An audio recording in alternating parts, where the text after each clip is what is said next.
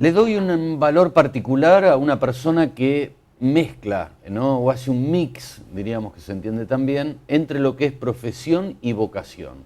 Y justamente cuando hablamos de derecho, cuando hablamos de filosofía y cuando hablamos de poesía. Julián Axat, gracias por haber venido. Un gustazo. Bueno, es tu caso. Bueno, ¿Qué prevalece? O sea, de estas tres, diríamos, derecho, filosofía y poesía, justamente.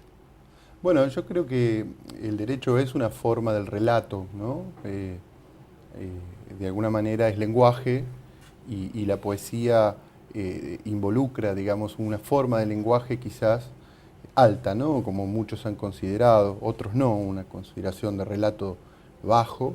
Y el derecho, de alguna manera, como un lenguaje, está incluido como una forma poética, formal, ¿no? Encriptada muchas veces, con un tipo de retórica.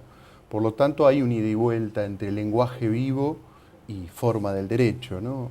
Y de alguna manera con la filosofía, porque la filosofía, digamos, como la madre del saber, como decían los griegos, el amor al saber, ¿no? Filosofía, también tiene que ver sobre cómo la forma jurídica y la forma poética pueden pensar, pueden ser inteligentes, porque aquel que, digamos, el filósofo como, digamos, conocedor, cuando pone en lenguaje una forma de pensar, por ejemplo, el objeto jurídico o el objeto poético, también, digamos, toman distancia y se acercan a esa figura. Y me parece que de alguna manera están emparentadas. Los tres registros, filosofía, derecho y poesía.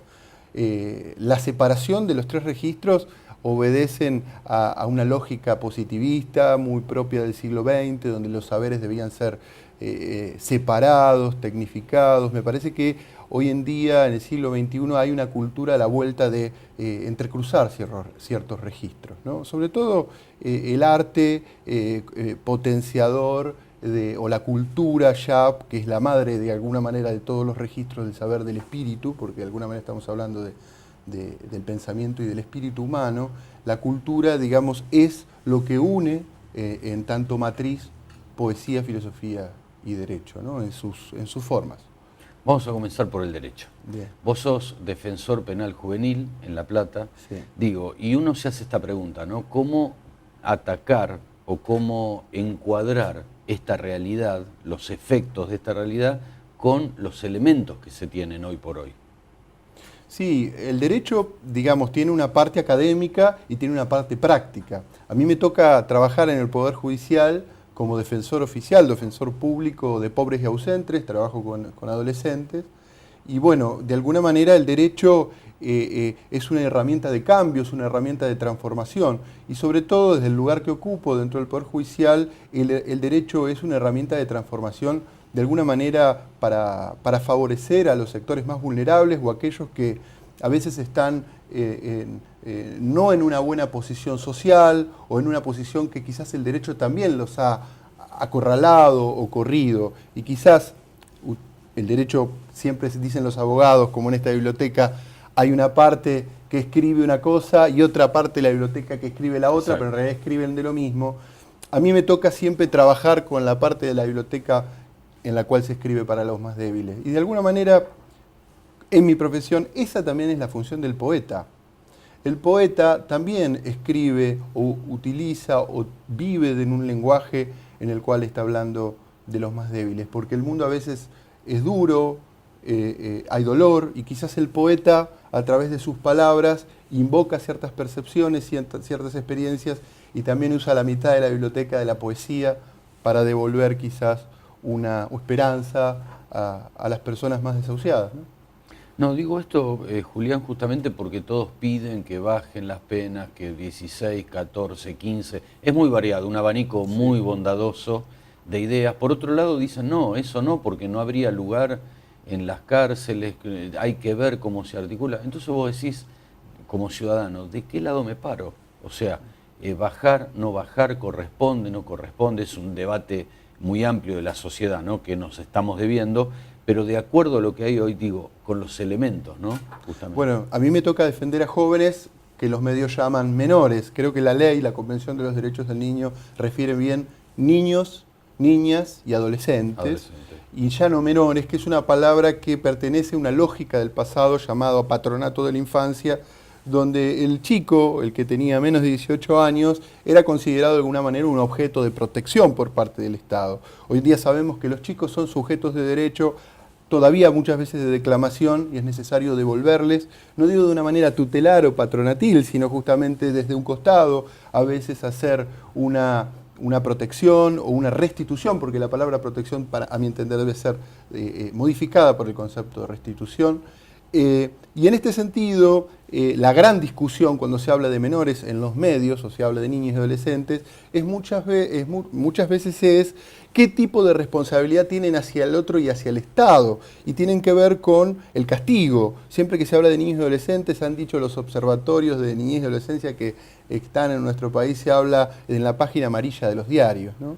Me parece que es necesario introducir, hace muy poquito los niños y los adolescentes en realidad empezaron a hablar en la parte política de los diarios, porque se discute en este momento en el Congreso si los adolescentes tienen o no un derecho a votar, por ejemplo, y se corrió esta agenda de la parte policial, donde estaban los menores que delinquían. ¿Se corrió o no?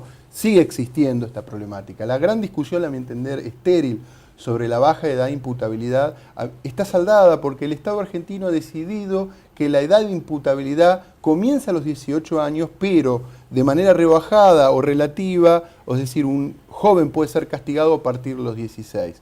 Disminuir esa responsabilidad a los 14 años, a mi entender, generaría una regresividad en cuanto a la necesidad de castigo. Obviamente que el Estado no puede aplicar medidas de seguridad, no ya castigo a través de pena a los menores de 14 años como lo está haciendo lamentablemente. Entonces una decisión de sostener una edad de imputabilidad a los 16 años significa renunciar a la potestad punitiva a través de medidas de seguridad aplicadas a niños, que es el eufemismo de lo mismo. Por lo tanto, me parece que a los niños o adolescentes por debajo de la franja de 16 años, esta es mi posición, es una posición filosófica la que asumo, solo se le pueden aplicar medidas de restitución de derechos conforme una ley nacional que se votó en el año 2005, que es la 26061, que es un instrumento formidable para la restitución de los derechos económicos, sociales y culturales de la infancia, porque la infancia también es ciudadana, ¿no? De acuerdo a esto que estás comentando, Julián, ¿cómo pensás que lo ve el ciudadano, cómo ve la sociedad, esto que estás comentando, con menores que cometen hechos bastante significativos? Bueno, por un lado, digamos, no somos ajenos muchas veces a que desde el punto de vista mediático, como dice el profesor Zaffaroni, existe una cierta criminalización hacia determinados sectores. Cuando se visibiliza constantemente y se hace una observación puntual sobre menores que cometen delitos y no adultos, a mi entender se está tergiversando la cuestión. Creo que la sociedad está sesgada por el punto de vista de esos sectores mediáticos que quieren o pretenden que los jóvenes sean siempre, muchas veces, los autores de delitos. Lo cierto es que a mí me toca como defensor después ir a esas causas y descubro que en realidad esos menores, como se dice entre comillas, son inocentes porque tienen una causa armada, porque en realidad fueron reclutados por un adulto o en realidad de alguna manera puede que estén involucrados con el delito, pero haya un corpus, una organización que haya llevado a que el chico esté ahí. Entonces me parece que la cuestión de los menores es muy compleja, y los medios la banalizan, la superficializan, y creo que hay que penetrarla o debe existir una educación ciudadana para comprender la criminalidad juvenil. La criminalidad juvenil es un problema en toda Latinoamérica. Sin embargo, en la Argentina las tasas de delitos juveniles son bajísimas, sobre todo relacionadas con las tasas de delitos de los adultos, homicidios, por ejemplo. En la Argentina la tasa de homicidio juvenil cometida por jóvenes es bajísima, comparada, por ejemplo, con un país como Guatemala, Honduras, etcétera, donde existen problemas de pandillas, etcétera. Este fenómeno en Argentina da cuenta de que si uno se deja llevar por los medios, pareciera que la tasa de delitos juveniles es formidable, es estrepitosa, y no es así. Está agigantada por una maquinaria o una inflación punitiva, ¿no? ¿Le faltan elementos al Estado para para darle esta protección a los jóvenes, que lo hablamos hace un momento, pero digo, visto de otro lugar. Mirá, ¿Qué elementos pone el Estado? el Estado tenía una deuda pendiente con los niños y adolescentes en términos de promoción y protección de derechos hasta el año 2009. La decisión de crear un instrumento formidable como es la Asignación Universal por Hijo es un parteaguas en la historia de la Convención de los Derechos del Niño y su aplicación en la Argentina. Es decir, la creación de una asignación en el sentido de restitución de derechos no selectivo para este niño, para todos, siempre y cuando cumplan esos dos requisitos, ¿no? Libreta sanitaria y continuidad escolar. Eso a la vez generó un impacto formidable en términos de inserción escolar y en términos, digamos, sanitarios. Por lo tanto, me parece que en ese sentido el Estado a nivel nacional ha tomado una decisión de trascendencia, que recién hoy estamos viendo el impacto que tiene. Quizás los impactos en términos de delito sean más complejos, porque a veces las burocracias policiales siguen siendo muy autoritarias y a pesar de la Asignación Universal por Hijo, la selectividad policial sigue captando a los mismos chicos que cobran la Asignación Universal. Es decir, no es que por nosotros robustecemos la política social juvenil, vamos a disminuir la tasa de delito. No, si nosotros dejamos una estructura autoritaria policial, los chicos van a ser cooptados todo el tiempo por esa maquinaria. Por lo tanto, hay que democratizar las fuerzas policiales. La provincia de Buenos Aires tiene una deuda en este sentido, no ha democratizado sus fuerzas de seguridad, existe lo que se llama el autogobierno policial y muchas veces los chicos, los adolescentes que viven en los sectores, entre los sectores vulnerables o que son parte de los sectores vulnerables, son canalizados, son cooptados, reclutados por estas mafias policiales que los utilizan como carne de cañón. Y es ahí donde lamentablemente, y lo digo en el sentido que usted me preguntó, donde la provincia de Buenos Aires por lo menos tiene una gran deuda, ¿no? Seguro. Vamos a ver un corte, Julián. Hablamos de lo que es profesión y ahora dejamos para el segundo bloque lo que es la vocación. Así que vamos a hablar de poesía y de filosofía, si te parece. ¿Cómo no? Gracias. Pausa.